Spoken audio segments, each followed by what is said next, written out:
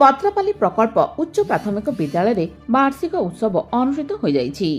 एही अवसर में कोचिंडा पूर्वतन विधायक किशोर चंद्र नायक मुख्य अतिथि भाव जोगदे छात्र छात्री मानकु एक उज्जवल भविष्य ପାଇଁ उत्साहित କରିଥିଲେ। कोचिंडा ब्लॉक अंतर्गत डनसनाडीहिठारे जल विभाजिका यात्रा कार्यक्रम अनुष्ठित हो जाइछि। उक्त कार्यक्रम में कोचिंडा उपजिल्लापाल गौरवमय प्रधान जोग देइथिले। एही अवसर में विभिन्न विभाग जल विभाजिका को नहीं स्टॉल खोलिथिले।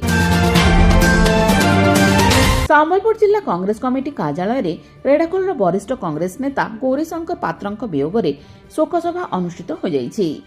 संबलपुर जिला कांग्रेस कमिटी सभापति जयशंकर मिश्र एही सभार सभापतित्व करथिबा बेले अन्य कांग्रेस कर्मी माने एही शोक सभारे उपस्थित थिले।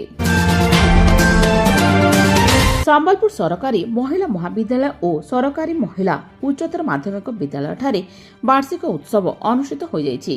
एही अवसर में उच्च शिक्षा विभाग आंचलिक निर्देशक उमाशंकर दास मुख्य अतिथि भाव जोग देइथिले। रेंगालीर कलामाटी पंचायत रे विकसित ग्राम विकसित ओडिशा नै एक बैठक अनुष्ठित हो जाइछि। एही बैठक रे कलामाटी पंचायतर सरपंच मुख्य अतिथि भाव जोगदे पंचायतर किपरि विकास हेब से दिगरे लोकंक सह आलोचना करथिले।